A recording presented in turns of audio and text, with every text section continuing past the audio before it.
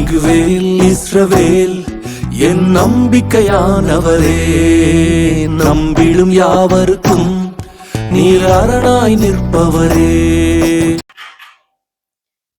கர்த்தராகிய இயேசு கிறிஸ்துவின் நாமத்திலே உங்கள் யாவருக்கும் எனது அன்பின் வாழ்த்துக்கள்.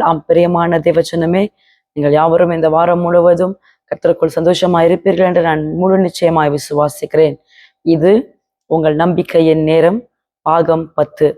பிரியமானவர்களே, இந்த நாளிலே உங்கள் யாவரையும் சந்திப்பதில் நான் மிகவும் மகிழ்ச்சி அடைகிறேன். இந்த 10வது பாகத்தில் கர்த்தர் என்ன பேச விரும்புகிறார், இந்த வாரத்திலே கர்த்தர் உங்களை என்ன காரியத்தை சொல்லி உங்களோடு கூட இடைப்பட விரும்புகிறார் என்று பார்ப்போமா? 34ஆம் சங்கீதத்தின் புஸ்தகம் 10வது வசனம். சிங்கக்குட்டிகள் தாழ்ச்சி அடைந்து பட்டினியாயிருக்கும், கர்த்தரை தேடுகிறவர்களுக்கோ ஒரு நன்மையும் குறைவுபடாது. பிரியமான தேவஜனமே, சிங்க குட்டிகள் கூட தாழ்ச்சி அடைந்து பட்டினியாய் கிடக்கும் என்று வேதம் சொல்லுகிறது. கர்த்தரை நீங்கள் முழு நிச்சயமாய், முழு இருதயத்தோடும், முழு விசுவாசத்தோடும் தேடுவீர்கள் என்று சொன்னால் உங்கள் வாழ்க்கையில எந்த நன்மையும் குறைவுபடாது என்று வேதம் சொல்லுகிறது. இந்த காலகட்டங்கள் பல காரியங்கள் உங்க இடத்துல வராமல் இருக்கலாம். நன்மைகள் குறைந்து போனது, நன்மை செய்கிற எனக்கு தீமைதான் நடக்கிறது என்று நீங்கள் புலம்பிக் கொண்டிருக்கலாம், குழம்பியும் கொண்டிருக்கலாம். உங்களை பார்த்து விசேஷ விதமாய் ஒரு காரியத்தை சொல்லுகிறேன், நன்மைகள் குறைவுபடாது. எப்பொழுது உங்கள் வாழ்க்கையில நன்மைகள் குறைவுபடாது தெரியுமா? கர்த்தரை அனுதினமும் தேடும் பொழுது, இடைவிடாமல் தேடும் பொழுது, நீங்கள் சோர்ந்து போகிற நேரத்தெல்லாம் கர்த்தரை தேடுவீர்கள் என்று சொன்னால் நன்மை குறைவுபடாதபடிக்கு அவர் உங்களை பாதுகாக்கிற தெய்வம். உங்களுடைய பிள்ளைகளின் வாழ்க்கையில நன்மை குறைவுபடாது.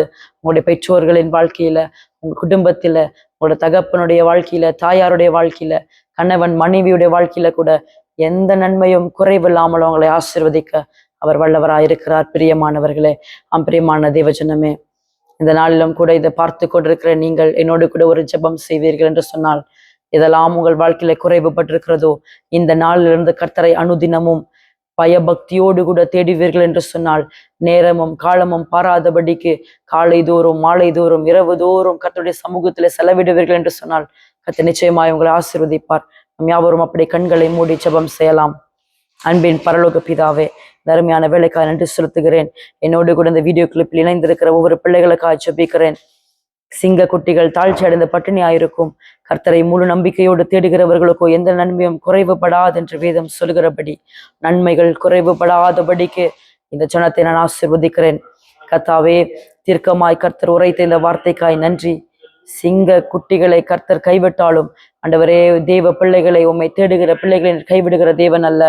கர்த்தாவே, நன்மை குறைவுபடாதபடிக்கு ஆசீர்வதிங்க என்று சொல்லி ஜெபிக்கிறேன்.